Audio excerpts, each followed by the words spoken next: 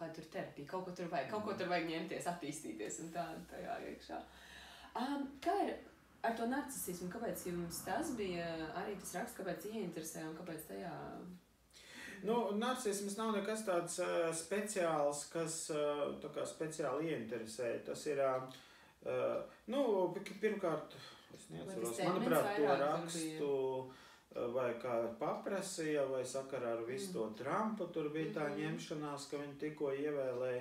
Bet narcisms, tā ir tāda parasta lieta, psihoterapijā viena no tādām motīviem, tāpatās tā kā seksualitāte. Tas, kurš studē psihoanalīzi, tur vispār seks un agresija, galvenās tēmas. Un trešā tēma - narcisms, tagad tas ir, tāpatās tā kā kardiologam sirds, sirds un sirds, Un tur bija tās termins, jūs teicat, trauksmaina neapmierinātība ar sevi, tas ir viens arī, kā tas ir, negatīvais narcisms. Kas tas ir pastāstīt vairāk tiem, kur arī varbūt to rakstu nav lasījuši vai nav jāsmas, jo man patīk, tas bija tāds. Viena lieta ir, tā var sadalīt, ir veselīgais narcisms, kas ir visiem cilvēkiem. Tas ir skaisti, tāds. Un arī tā tad patikt sev un patikt citiem. Ja citiem patīk, tad tas garastāvokli uzlabo un dod pozitīvas emocijas. Ja citi pauž... Tad ir serotonīns un dopamīns. Jā, serotonīns īpaši. Tātad saistībā īpaši ar sociālo statusu izdalās serotonīns. Un tad savukārt, ja kritizē, zināt, kā parasti kritika visiem izsauc diskomfortu, tā vai citādi, Kaut gan, teiksim, kritika vajadzīga vispār, lai attīstītos un tā. Un pozitīvais narcisms ir, tā kā, kad mums vajag normāli kaut kāda daļa pozitīva narcisma, tā tad, bet negatīvais narcisms jau sevi sāk skatīties negatīvi ar riebumu, piemēram, pret sevi vērsts riebums, nepatika. Tātad negatīvais narcisms piemēri ir nervu anoreksija, nervu bulīmija, tātad tur neapmierinātība ar savu ķermeni vai, teiksim tā, apmierinātība ar savu ķermeni tad, kad jau principā ir, teiksim tā, dzīvībai bīstami stāvokļi vai arī ar normālu veselību nesavienam. Bet tie arī varbūt, piemēram, tie angļu jēdzieni tā, tur sevis tā mīlestība, un tad šitā trauksmainā neapmierinātība arī būtu tad, kad tev trūkst tā mīlestība pret sevīm? Vai tas būtu kaut kas cits? Self-love, tātad, sanāk, ka normāli tas skaitās, ka jābūt, kad cilvēks mīl sevi. Vismaz tāds. Tur var mazliet pastrīdēties, bet, labi, pieņemsim tā. Jo skaitās, ka tāda sevis mīla ir arī, normāla vai tāda pozitīva pašnovērtējuma pamatā. Tātad, lai būtu pozitīvs pašnovērtējums, nozīmē automātiski tā kā sevi mīl. Savukārt, ja ir negatīvs pašnovērtējums, tas nozīmē, ka sevi kritizē. Tātad, principā, negatīvs pašnovērtējums bez sevis kritikas, tā kā nevar būt. Piemēram, ja mums ir normāls garastāvoklis, pozitīvs pašnovērtējums, bet mēs piedzīvojam zaudējumu, tur pieņemsim šķiršanās ar mīlas objektu, pamet. Tad mēs izjūtam skumjas, bet pašnovērtējumu, vismaz būtiski tas neietekmē. Vienkārši ir skumjas. Vienkārši tas ir sēras, emocija sēras. Savukārt, ja ir pazemināts pašnovērtējums, tas nozīmē, ka cilvēks sāk kapāt sevi. Vainot sevi, Cik es slikta, cik tur tas, un sevi un otru arī tas būtu tas tajā, tā kā vai vienu, abus divus jau. Tātad, ja ir negatīvs pašnovērtējums, tad pārsvarā vērst uz sevi, bet, protams, paralēli varbūt vērst uz otru, vai teiksim, cilvēks tā lēkā un meklē vainīgo, teiksim, kurš ir vainīgs, kā mēs izšķīrāmies. Tad tur brīžiem sevi kapā, tad brīžiem tur, teiksim, baigi dusmīgi domā par otru. Bet tās ir tādas, viena lieta, tās ir tādas epizodes, jā, ka cilvēks izsēro, tur varbūt tās arī izkritizē sevi, bet tad atkal jaunas attiecības sākas un tad atkal normalizējas pašnovērtējums. Bet ir tādi, kam visu laiku ir spēcīga paškritika, jā. Un tas sanāk, ka viņš uz sevi raugās, teiksim, ne tādām savām acīm, bet ar kāda, tāda cita cilvēka tāda kritisko skatienu. Ja? Vai tas ir arī radies bērnībā lielākoties? Ja ir kaut kas, tā kā parasti tā psihoterapija, cik es esmu gājis arī caur tām intervijām, vienmēr viss kaut kur bērnībā tev kāds vai visbiežāk jau vecāki tevi tur nokritizēja, pateica, tu stulba, un tad es aizveru, kur attiecībās izšķiros, es tā kā stulba, jā. Jā. Pārsvarā, jā, tas tā ir tiešām, tā tad, ja bērnībā tur teica, ka tu esi normāli un tam līdzīgi, tad drīzāk jau būs, ka vienkārši pārdzīvos sēras un to tā nesaistīs. Ja bērnībā tur daudz kritizēja, jā, un izveidojas jau, tas paškritizējošais, to mēs varētu teikt, tā ir tā kā cilvēka iekšējā morāla. Reiz viņi nosauc par superego, ja?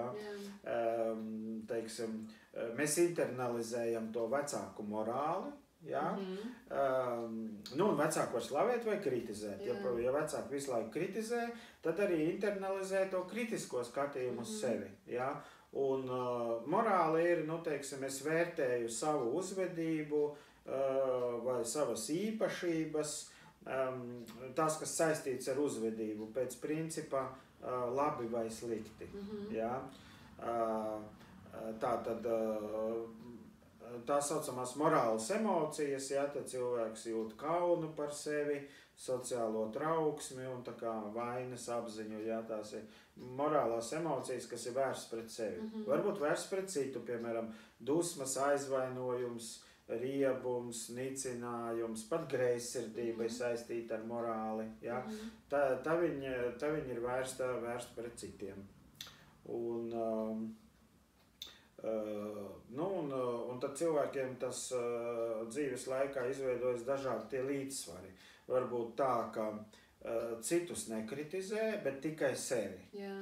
Varbūt tā, ka stipri sevi kritizē un stipri citus kritizē. Ja? Varbūt tā, ka stipri citus kritizē, sevi nekritizē. Piemēram, tas ir tas saucamais patoloģiskais narciss, ja, kuram ir it kā pozitīvais narciss, viņš sevi uzskata par kaut ko ļoti unikālu, tur šausmīgi gudru, talantīgu, tur nezinu, ģeniālu un tā tālāk, un vispārējos pa mēsliem. Ja. Tas ir snobisms, iedomība, arogance, uzpūtība, visi tie vārdi. Tas ir, tas jau ir tāds patoloģiskais narcisms. Ja? Kaut gan cilvēks arī par sevi tā kā ļoti labi domā. Ja? Problēma ir tā, ka viņš atkal atstumj citus. Tas ir viņu angliski, es viņu vienmēr tas smieklīgs, tas nosaukums kāds autas, vai ne, es viņu pa asparagus, bet viņam ir savādāks tas nosaukums, vai ne? Ir tāda, viņam tā diagnoze, kaut kāds sindroms, viņš tāds, es neatceros to nosaukumu. Pa ko iet runa? Tā kā pa šito, ka visi ir, kur zemāk, es esmu unikāls un es esmu vislabākais, tas narcisismu. Jūs domājat kaut kādu īpašību vai konkrētu personu? Viņu sindroms, kaut kā viņam saucās tā kā un es tikai aizmirstu tās beigas, es vienmēr viņu saku tā kā asparagus, kaut kāds tāds sindroms. Tas ir tas arī? Es nevaru iedomāties. Labi, pēc tam jāpaskatās Google, es centīšos atcerēties arī. Un viņam tā arī bija tas noraksturojums vienkārši cilvēku. Tas ir cilvēka tips tipā? Jā, tā kā sindroms, un tu nesaprati, kāpēc to cilvēku nespēj sadzīvot, tāpēc, ka viņam ir tāds, tā kā jūs tikko nosaucāt, ka viņš uzskata, ka viņš ir unikāls īpašs un ka viss pārējie ir, tautas valodā sakot, mēsli. Jā, bet ne, viņiem ir kā sindroms, kā tā ir tāda, tā kā tam cilvēkam ir tāda slimība. Amerikā vismaz tā viņi uzskata. Tad... Varbūt, ka kāds specifists. Jo tā, vispār, tas ne tikai ir kaut kur psihoanalīzē vai psihoterapijā, bet es jau tāds kulturāli pieņems, narciss. Jā, viņš ir narciss. Jā. Bet tur tāds vairāk, ka viņš tiešām arī nesaprot, nu, tā kā viņš tev pateiks taisni, ja tev, tu esi galīgi garām, ja tev šis stils ir, un viņam nav tās sajūtas. Nē, viņam, es vienkārši man bija arī saistība ar kaut ko, nu tā, tu zini, ka tam cilvēkam ir tas, es tā, nu tagad es saprotu, kāpēc viņš tāds reiz tā kā pasaka kaut ko, man tā, kā cilvēks var tik tieši, un tā, nu tā baigi, tā kā iedzelt likās, bet nav tā kā, ja tev kāds speciāli iedzēja, viņam ir tā, zin kā viņš tā skatās, kā tu reaģē. Viņš vienkārši cilvēks tā kā pateica, nezinu, nu, tev, man nepatīk tavs zeķis galīgi garām uzvelc cits. Tā kā bez jūtām, bez nekā, ja, tā kā bez tādām. Nu, bez smalkjūtības. Jā, bet un viņam arī nav tāds, tu pasties, un viņš arī nav pamanījis, ka viņš tā kā ir aizvaidojis tevi pilnīgi. Un jā, tu viņam tā kā, nu, tu zini, tā kā tas tam cilvēkam ir tā, ka viņš tā asteiks, tā, nu labi, jā, varēja ātrāk pateikt. Jā, es saprotu, jā. Bet, nu, tā, vispār psihoterapeitu valodā tas saucās, jā, ka viņam nav empātijas, vai gan empātijas, un nav tas, kas saucās compassion, jā. Tā kā, ko latviski grūti iztulkot, nu, teiksim, tāds līdzcietība, jā, kaut kas tāds, jā. Nu, jo angļu valodā citreiz empatija lieto kā sinonīms vārdam compassion. Mēs nelietojam kā sinonīms. Empātija nozīmē, ka es pareizi saprotu, kā otrs cilvēks jūtās un viņa motīvus. Ja? Bet tas nenozīmē neobligāti, ka es viņam jutīšu līdzi, piemēram, daudziem šitiem te seriāliem, killeriem, pedofīliem, ja? Ir aprakstīts arī nu, tā saucamais tas ļaundabīgais narcisms, saucās malignant narcisms, ļaundabīgais narcisms.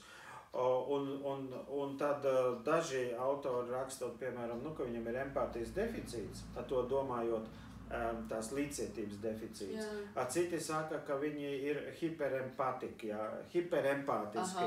Tas nozīmē, ka viņš ļoti labi var noteikt upurī, nu, vienalga mazbērnu, sievieti, jā, tur, ko viņš ir nolūkojis, bet un viņš saprot, un šito, jā, šito es, nu, mierīgi apmānīt, jā, ar šito nē, jā, nu, viņš jūt vajadzības, jā, saprot, bet līdzcietības viņam nav nekādas, viņš varbūt tur sadistisks, slepkavi, jā, bet labi saprot, jā, un tādā ziņā mēs to nodalām, empātiju no tās līdzcietības, ja, un tātad narcisam var būt sliktas arī empātijas spējas, respektīvi viņš nepareizi saprot citu cilvēku vajadzības un motīvus, nu tā kā, nu, projicē kaut kādus savus priekšstatus, ja, un, nu, nav tās līdzcietības, ja, un narcisms, tāpat kā egoisms, tas ir kaut kas tāds pretējs altruismam, ja, jo tātad, kas ir veselīgs narcisms, nu, cilvēkam jābūt tā veselīgs narcisms, veselīgs egoisms, veselīgs altruisms, nu, tādās līdzīgās proporcijās.